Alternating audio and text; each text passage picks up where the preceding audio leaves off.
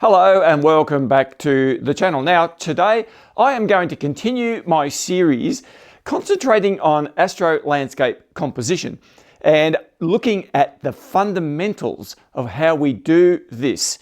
Today I want to specifically look at points of interest in our photography. So I want us to hone in on what it is that makes our images really sparkle and really stand out. So I'm going to show you a heap of shots that I have taken myself, and we'll talk through some of the ideas and principles involved in all of that.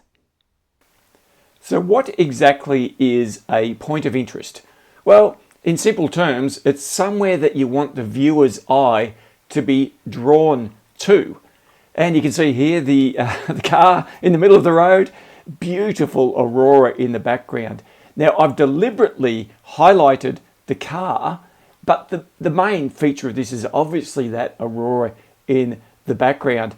And you know, you can actually have multiple points of interest in our nightscape photography.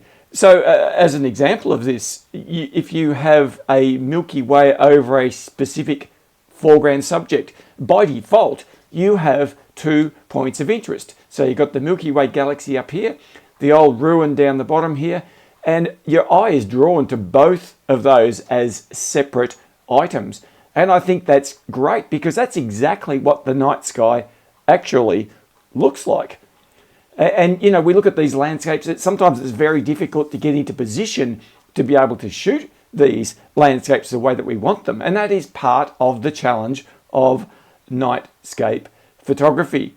And you know, it's really is all about balance. So having important points of interest spaced out so that they don't distract from each other. In this case, for example, we've got this tree.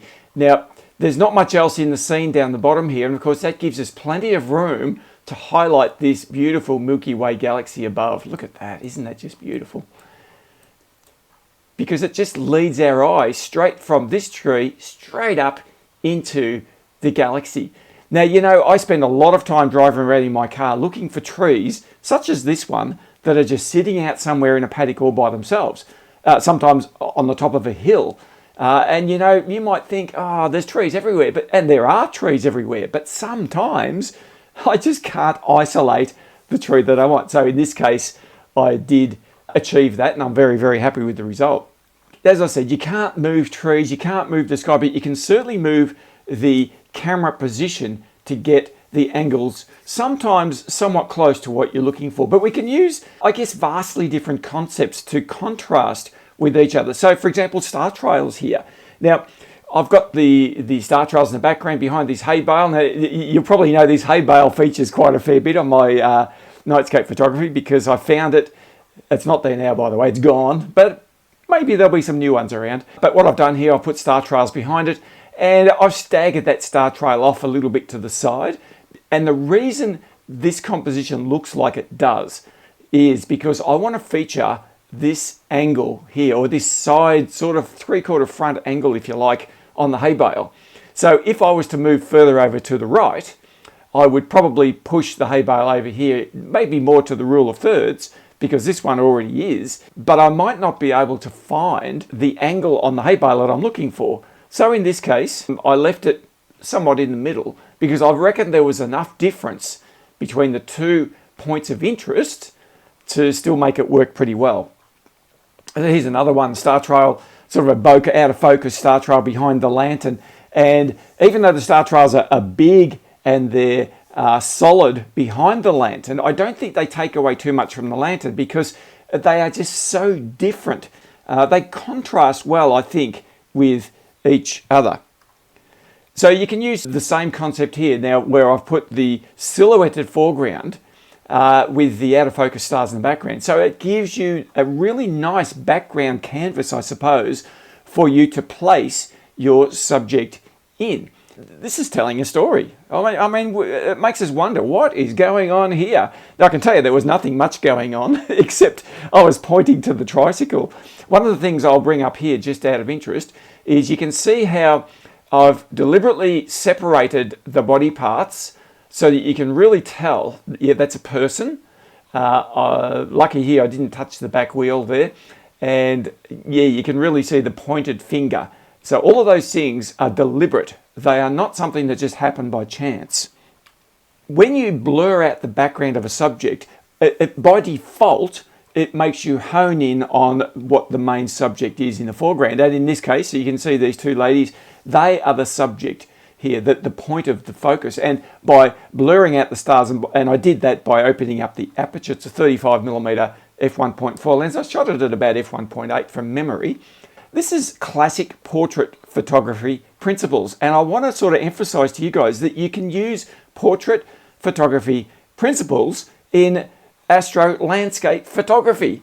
That why not? I think we've got to open our mind and say, well, we can use a lot of different techniques rather than just getting everything sharp and crisp in focus to infinity.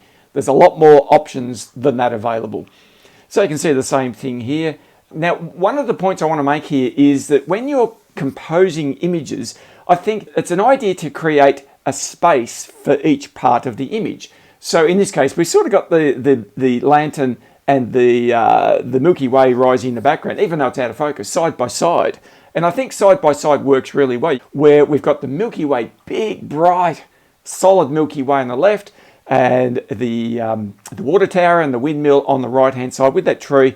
And it just works because you've got space for each point of interest.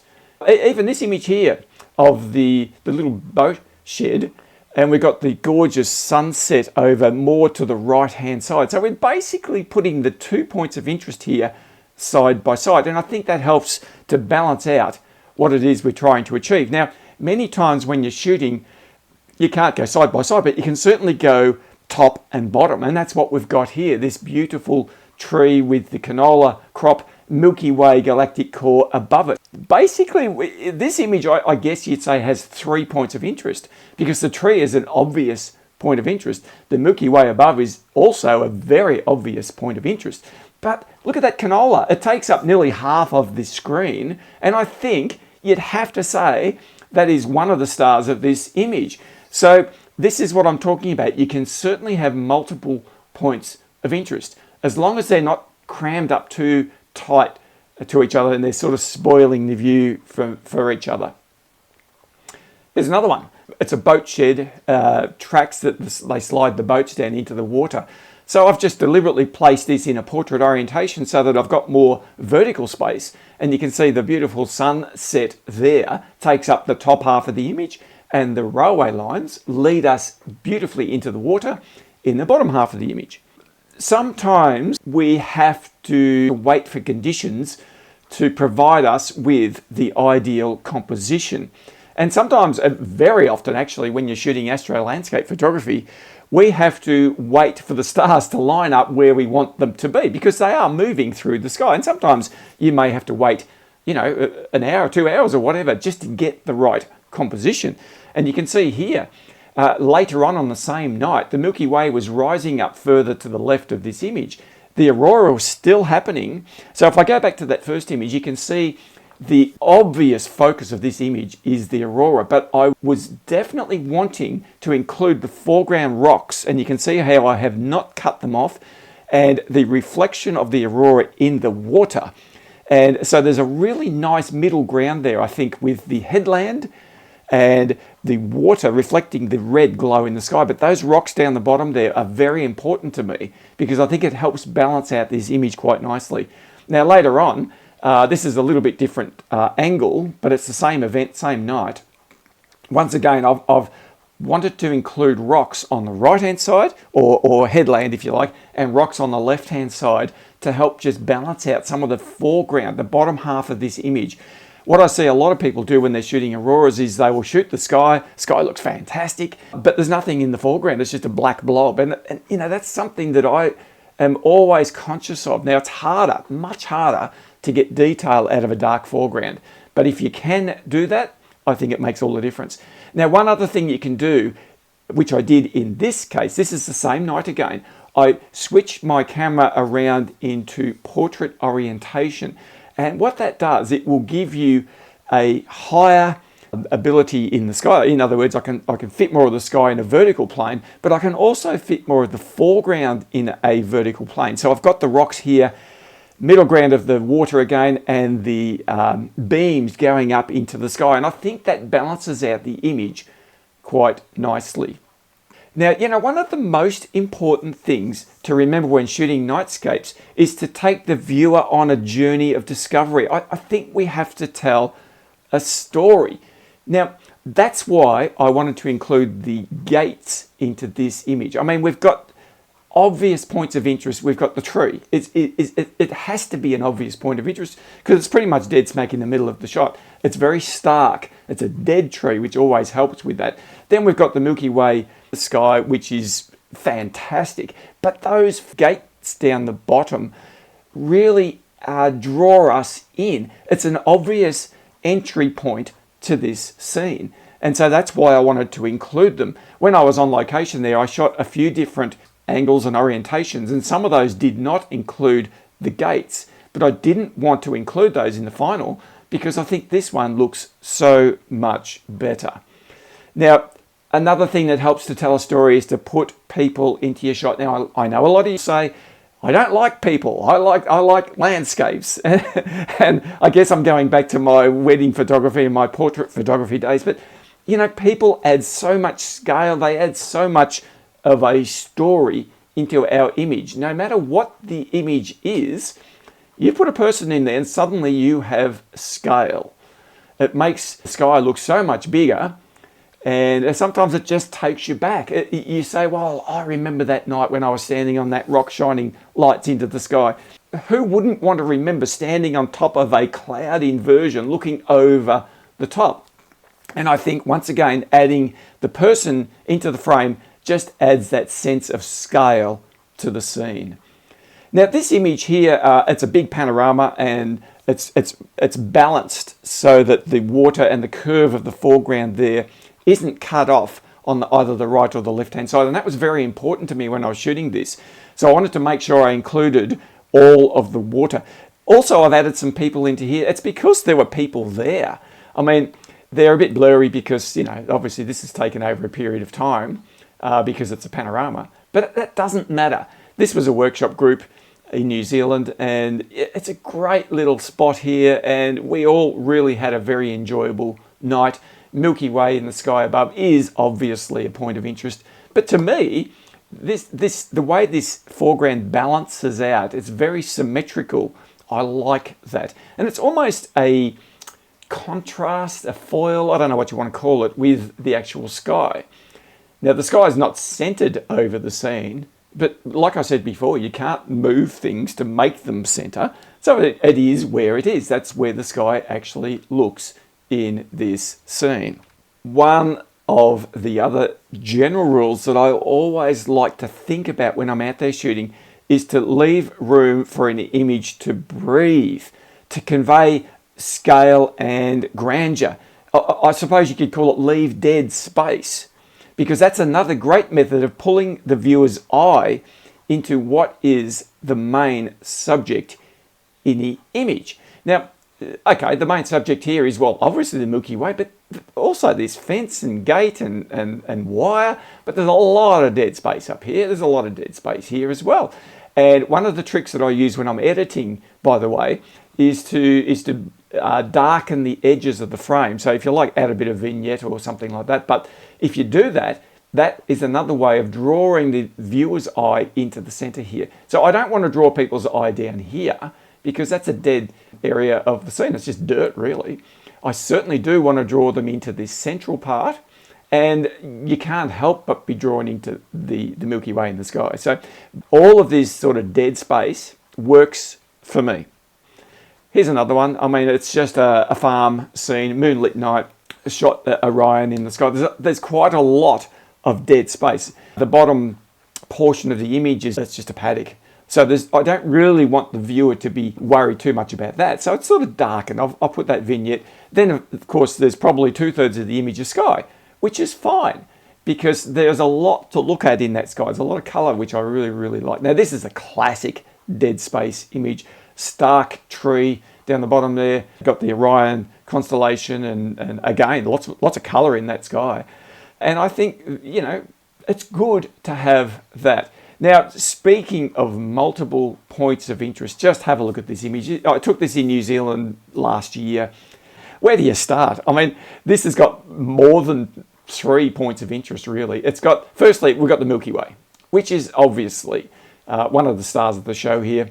Magellanic Cloud, by the way. Now, here in the Southern Hemisphere, we have this beautiful couple of constellations, and the Magellanic Clouds, that's one of them there. And it really does stand out with a bit of editing. But, of course, we've got an aurora happening here. Now, it wasn't a massive aurora, but it was a pretty nice sight to see, I can tell you. And then what have we got? Well, we've got this river flowing down in the foreground here. Then we've got a bridge going across. I mean, it's all happening here. Then, of course, we've got the snow-capped mountains. So I don't know how many points of interest are in this picture, but there's a lot. So what that says to me is, firstly, it's a panorama. So panoramas are wide, typically, and that gives you room to search sort of laterally through an image.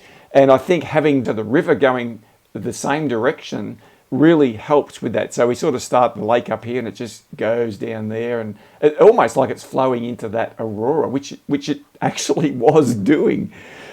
Great scene. This is one of the big things that I like to do, and that is to use different lens focal lengths to achieve, I guess, that grandeur and scale. Now have a look at this. This is shot with 85mm lens. It is, I think, a 2 or 3 shot panorama, so, but 85mm, that really hones in on that Milky Way. You can see how big it looks. And that tree looks so small by comparison. And I just love that, because it's telling a story, almost like the tree is leaning away from part of that Milky Way there. And did I manufacture that? No, of course not, because the tree's a tree. I can't make it lean. I can't make it do anything other than that. But yeah, there it is. And I don't know. I just love these sorts of shots. So here's another one. This is shot at 50mm. There's a lot of space, especially in the top left-hand side, and in fact all the way down the left-hand side where this tree is, which is pretty much dead. I mean, if I had a choice, I wouldn't want that tree there, but I can't do anything about it. The tree is there. So what I did, I wanted to make sure that the elements here that I wanted to draw attention to were lit. I'll talk about this more when we get to the lighting episode, but when you light something, your eye is always drawn to it. So by leaving this tree dark, the eye is not so much drawn to it. Of course, you've got the 50mm Milky Way there. Wow, what a great scene. Here's another one. This is a combination of a 50 and an 85mm focal length. I did a video on this night, but you can see the background, the sky looks like it's just about ready. You could reach out and touch it.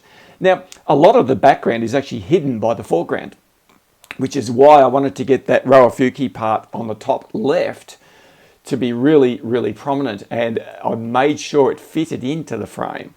It's just in, but it does fit. And I really like the foreground.